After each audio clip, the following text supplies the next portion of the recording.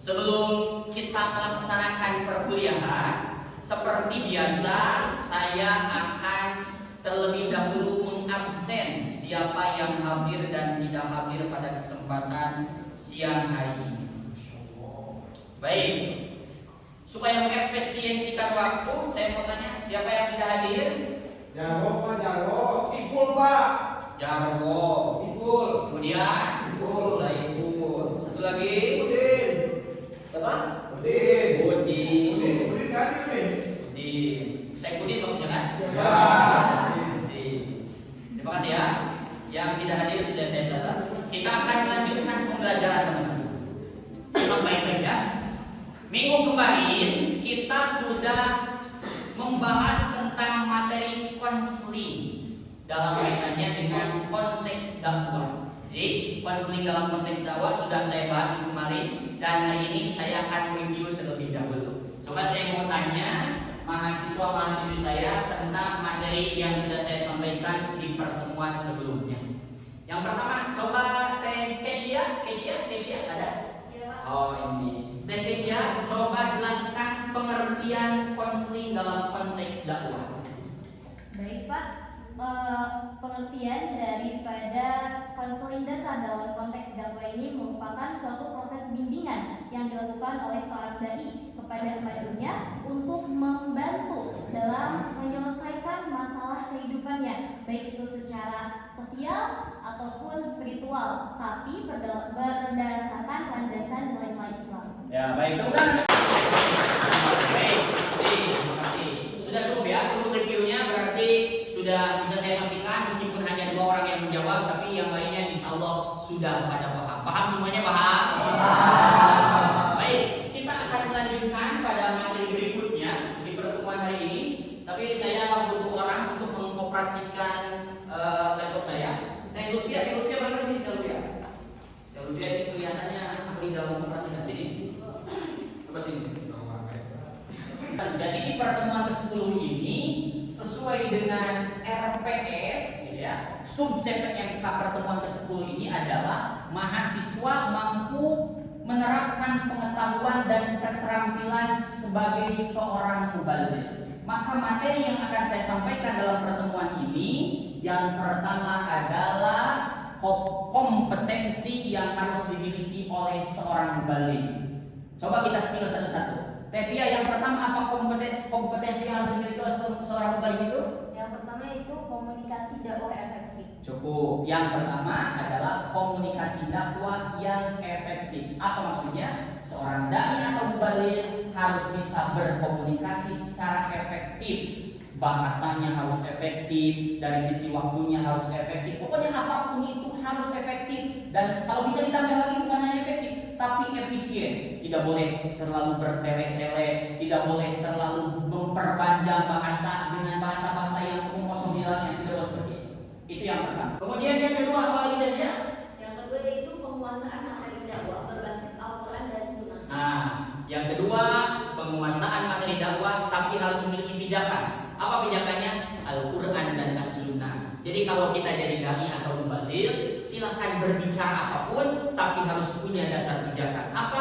Al-Quran dan Sunnah. Tidak boleh menurut saya atau kata saya atau perspektif saya, tapi kita tidak punya pijakan Al-Quran dan As-Sunnah, tidak boleh. Nanti bisa jadi itu adalah omong kosong. Atau kita bisa tambah lagi, bukan hanya Al-Quran dan As-Sunnah, tapi misalnya kita menggunakan ijma, kita menggunakan qiyas, atau qaul-qaul ulama salaf yang memang kredibel di bidang keilmuan yang mereka geluti itu sendiri. Berikutnya yang ketiga adalah apa tadi ya? Dibaca lagi. Penyusunan pesan dakwah yang adaptif. Penyusunan pesan dakwah yang adaptif. Adaptif dengan apa? Dengan konteks kekinian. Hari ini apa yang sedang viral, hari ini apa yang sedang berkembang. Maka silahkan sesuaikan pesan dakwah itu menyesuaikan dengan apa yang sedang booming hari ini, sehingga dakwah kalian tidak akan pudar, dakwah kalian tidak akan kadaluarsa ketinggalan zaman. Karena apa?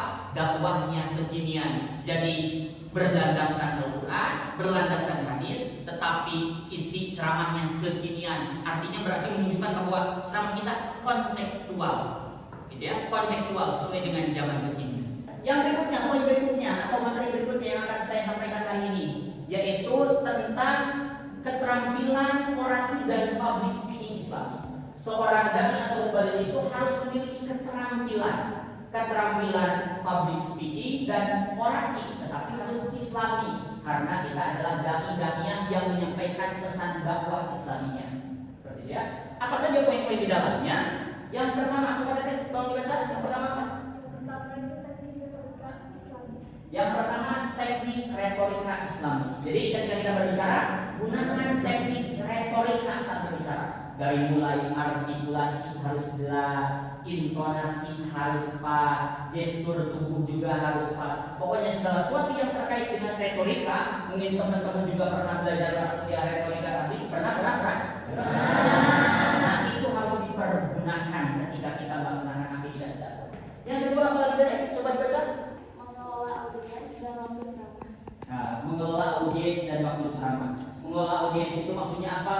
Yaitu ketika kita berceramah, audiens itu harus diperlakukan dengan baik. Kalau orang Sunda bilang, ulah dicuekin wae. Saya mau tanya teman-teman, kalau punya pasangan, punya suami, punya istri, mau dicuekin atau tidak?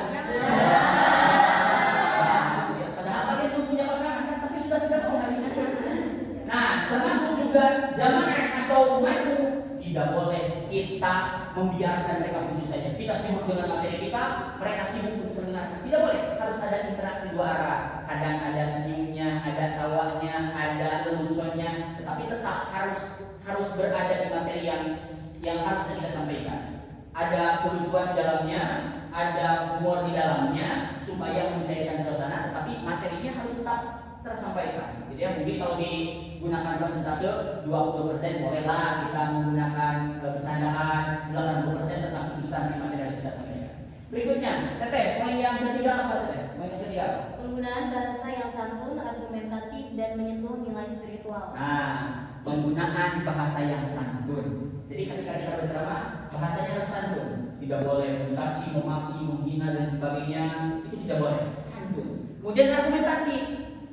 Maksudnya argumentatif itu apa? Harus berlandaskan pada dalil Al-Quran. Seperti yang tadi ya, Al-Quran. Kemudian harus berlandaskan pada sunnah, harus berlandaskan pada ijma, qiyas dan sebagainya. Jadi jangan ngomong katanya, tapi tidak jelas dari mana sumbernya. Jadi harus argumentatif. Ini tuh apakah yang kita sampaikan itu bisa dipertanggungjawabkan atau tidak? Kalau bisa, sampaikan. Kalau tidak bisa dipertanggungjawabkan, jangan disampaikan. Seperti itu. Kemudian argumentatif dan apa? Dan menyentuh nilai spiritual. Dan menyentuh nilai spiritual. Apa yang kita sampaikan hendaknya harus bisa menyentuh nilai spiritualitas setiap manusia yang mendengar. Jadi ini, ma sodara minal qalbi wa qa'ala qalbi. Sesuatu yang disampaikan dari hati biasanya akan sampai ke hati. Sesuatu yang disampaikan dari hati biasanya akan sampai ke mana? Berarti dari hati ke hati. Seperti itu ya. Itu adalah materi tentang keterampilan orasi dan public speaking Islam. Baik, materi sudah saya sampaikan terkait dengan kemampuan dan keterampilan dai atau muballigh. Nah, sekarang saya akan mencoba melakukan simulasi dakwah. Ya, jadi salah seorang di antara kalian saya akan suruh ke depan menyampaikan satu paragraf saja, pesan dakwah satu paragraf saja, tetapi menggunakan rambu-rambu yang ini. Kemampuannya harus disesuaikan dengan kemampuan yang tadi, kemudian keterampilannya harus disesuaikan dengan keterampilan yang tadi. Kalau ada kurang-kurang sedikit tidak apa-apa. Itu namanya belajar. Coba saya mau suruh siapa ya? Malik. Ya udah, Kak Malik, silakan coba. Satu paragraf saja Kak Malik. Silakan coba.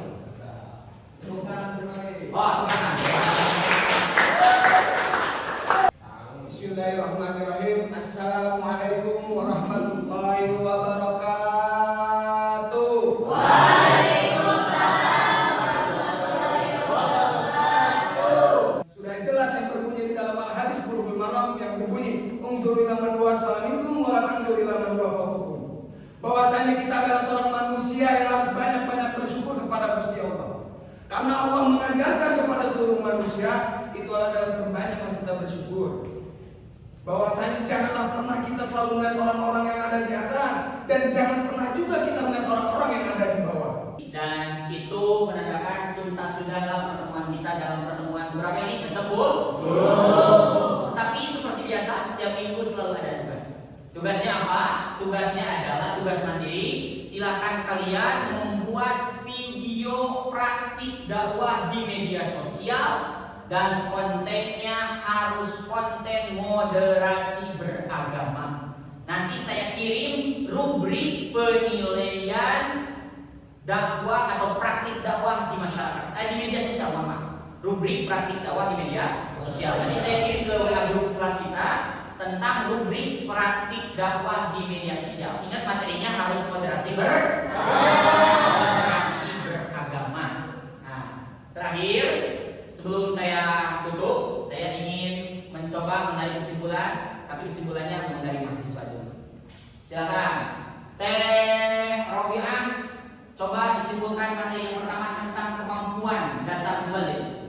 Baik, saya akan menyimpulkan materi Bapak yang pertama, yaitu mengenai kompetensi dasar seorang mubalik yang harus diperhatikan dalam seorang mubalik itu. Yang kesatu adalah komunikasi dakwah yang efektif, di mana seorang mubalik harus menguasai pesan yang efektif agar bisa disampaikan kepada audiens secara baik. Yang kedua adalah penguasaan materi dakwah berbasis Al-Quran dan Sunnah.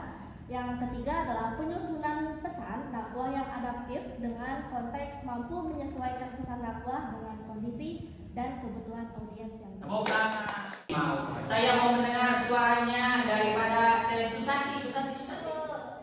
Teknik retorika Islami, yang kedua mengelola audiens dan waktu ceramah, yang ketiga penggunaan bahasa yang santun, argumentatif, dan menyentuh nilai. Nilai apa? Nilai argumentatif. Nilai spiritual. Nilai spiritual. Nilai apa? Nilai spiritual. Spiritual. Tepuk tangan. Jadi bisa kita simpulkan hari ini kita membahas dua poin utama bagi kita sebagai seorang mubalik, calon-calon mubalik. Yang pertama, kita harus memiliki kompetensi dasar sebagai seorang mubalik. Poin-poinnya tadi sudah saya sampaikan. Yang kedua, keterampilan orasi dan public speaking Islami bagi kita sebagai seorang mubalik. Masih banyak materi, ada beberapa materi lagi, ada 3 materi lagi. Nanti akan saya sampaikan di bahan ajar di channel YouTube saya. Silakan tonton dan jangan lupa di subscribe. Pesan terakhir dari saya, ada yang suka mengeluh dalam kehidupan, ada? Pesan terakhir dari saya seperti biasa, jangan keluhkan kehidupan Anda. Karena apa? Karena boleh jadi hidup yang Anda keluhkan adalah hidup yang orang lain impikan. Terima kasih.